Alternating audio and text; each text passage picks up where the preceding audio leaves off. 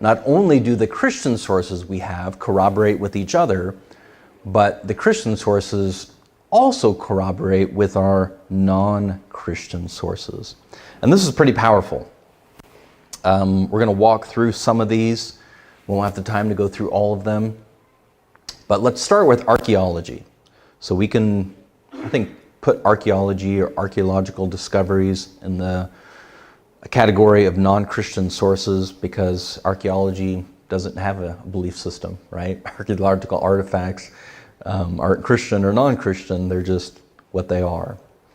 So let's look at some archaeological discoveries that corroborate the New Testament accounts. Now, there was a time in the early mid-1900s where some were questioning whether Pontius Pilate was even a real historical person, if you can believe that. They thought this was just somebody who was invented to kind of play a role in this made-up story. But all of those concerns were put to rest in 1961 when the Pilate stone was discovered.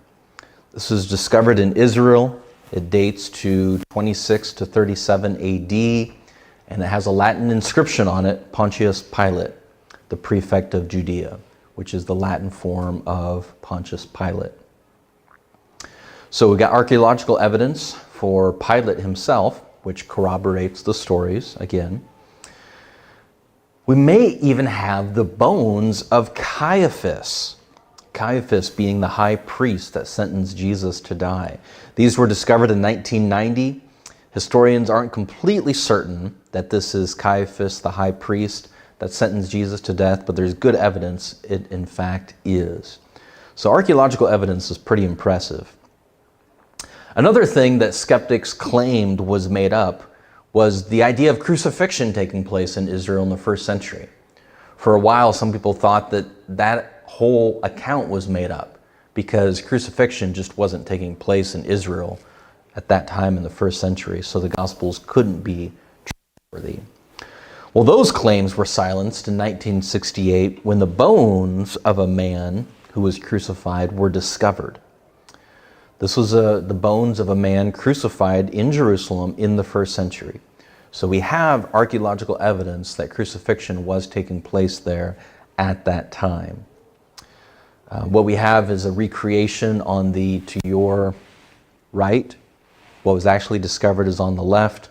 But folks who know the human anatomy really well understood exactly what they found when they discovered it. And all historians agree that this gentleman was crucified based on the various things they found in his skeleton. His legs were bent to one side. His arm bones had scratches where the nails had passed through. Both legs were badly fractured from a crushing blow, which was meant to bring on death more quickly. So historians who know what they're doing and archaeologists who know what they're doing know exactly what they discovered when they found this. Bones of a man who was crucified in the first century in Jerusalem. So we have archaeological proof that the practice was taking place there. Now let's move on and look at some non-Christian written sources. And depending on how you would count these and number these, a lot of people would say just round it off to 10. We've got 10 solid, ancient, non-Christian sources that at least mention Jesus. Some of them even talk about his miracles, but 10 that at least mention Jesus or describe Jesus and his disciples and what they did in the first century. Now, interestingly enough, you might think 10 is not a very big number, but think about this. We only have 9 sources, 9 non-Christian sources that talk about Tiberius Caesar. So there's a sense in which we have more historical information on Jesus than we do about the emperor at that time. So let's look at some of these non-Christian sources. We'll start with Tacitus, our friend Tacitus, Roman senator and historian, lived towards the end of the first century and a little into the second century.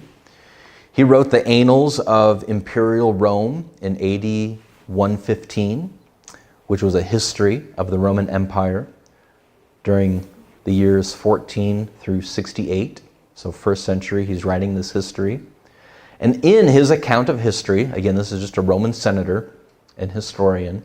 He wrote in his historical account of the first century that there was a man, Jesus, who suffered the extreme penalty during the reign of Tiberius at the hands of Pontius Pilatus, Latin form, and a most mischievous superstition. Most people think this superstition of his resurrection, superstitious idea, broke out not only in Judea, but even in Rome. So here you've got not, a lot of extensive accounts of his miracles, but possibly his resurrection. But even if it's just talking about Jesus as a historical person, we've got corroboration. And that's one of the keys that historians are looking for, this external corroboration. A little bit more detailed account comes from, and we're not going to look at all 10 of them, but another really well-known and discussed figure is Josephus. Now, Josephus was Jewish, but he served under the Emperor Domitian in the first century. And Josephus, as a Jewish person working in the Roman system, he wrote a 20-volume work called The Antiquities of the Jews. He wrote this towards the end of the first century, and what he wanted to write out was the history of his Jewish people, all the way from Adam through his own time. And Josephus is a huge source of information for historians. It's really the primary way that we know about life and the history and what life was like in first century Palestine.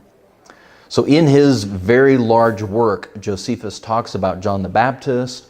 He talks about Jesus' brother James.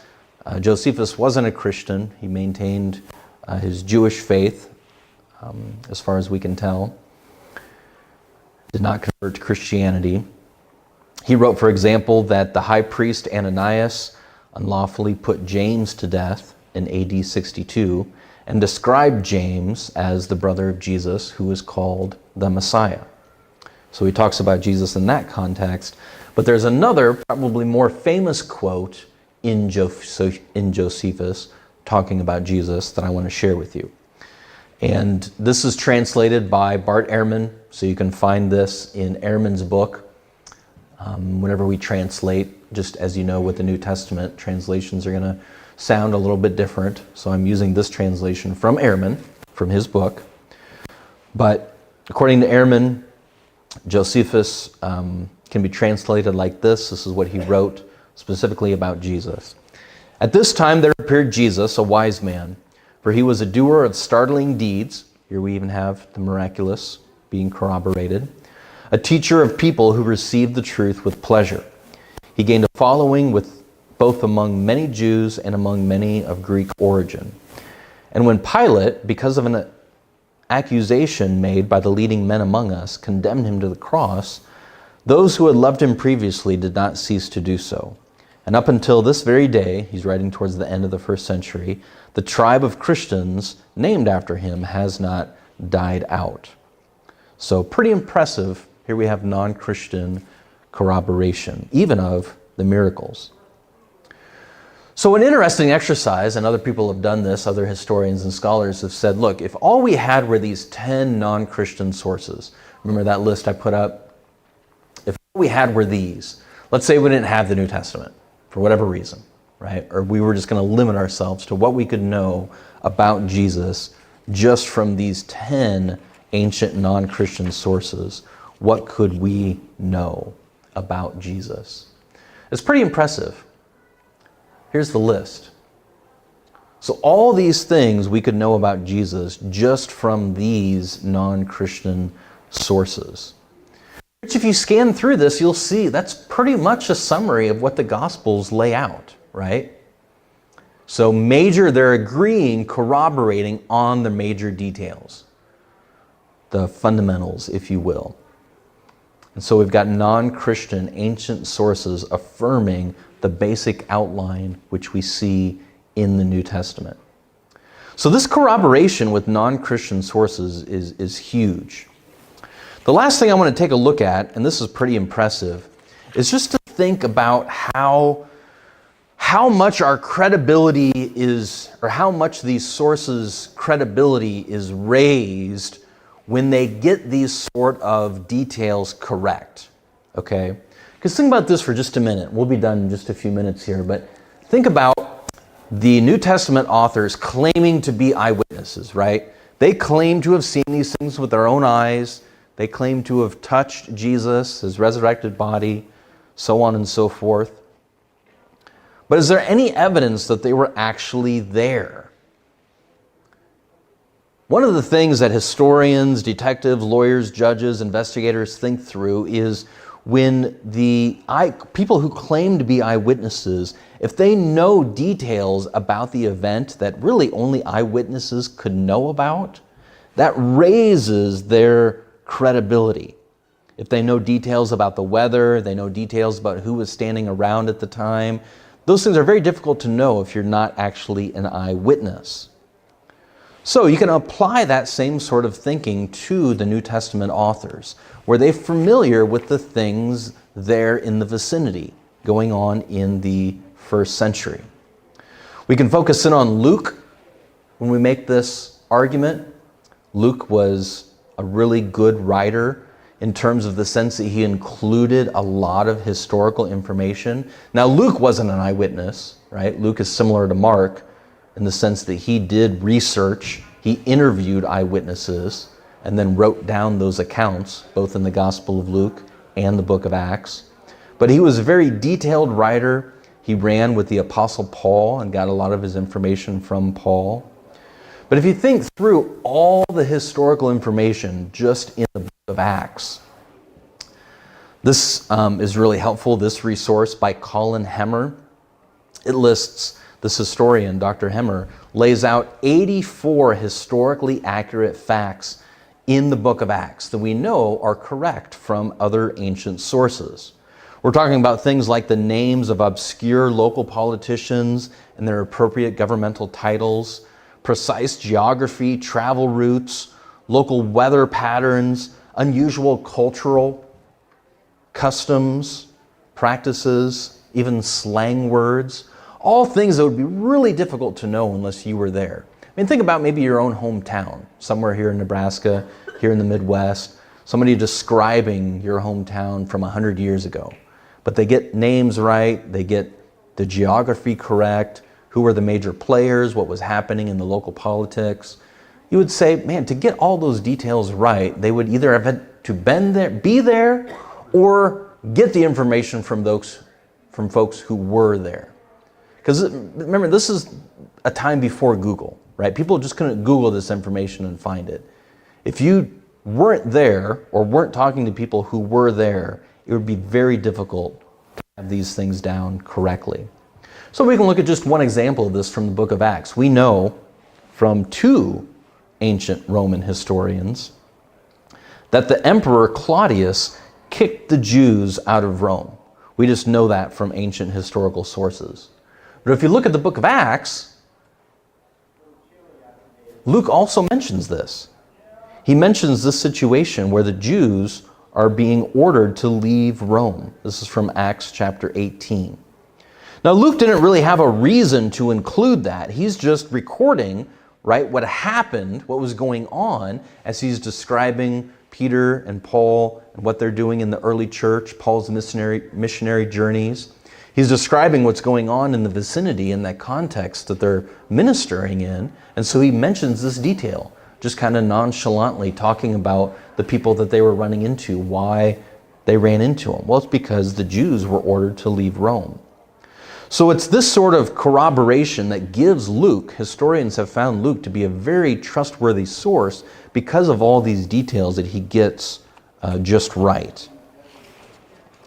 You can look also at the Gospel of Luke, because even though we're focusing in on Acts, all of the credibility that Luke builds for himself in Acts carries over to the Gospel of Luke, because he wrote that as well.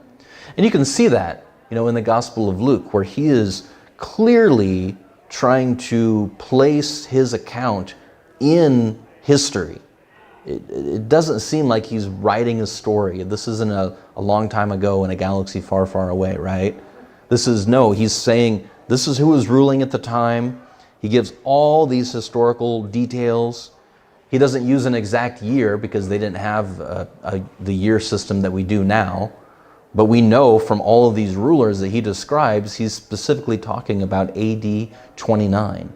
He's listing 8 well-known people from history. I mean, if you're making up a story, it probably wouldn't be a good idea to include all of these historical figures in your story if you're making them up, right? In fact, the New Testament includes 30 known individuals from history. So it just it doesn't seem as though this is a story that they're making up. All of these corroboration raises their credibility then, so when they do discuss the miracles, it gives us that much more certainty that they're telling the truth, because we have all of these non-Christian sources that corroborate the basic details of their account.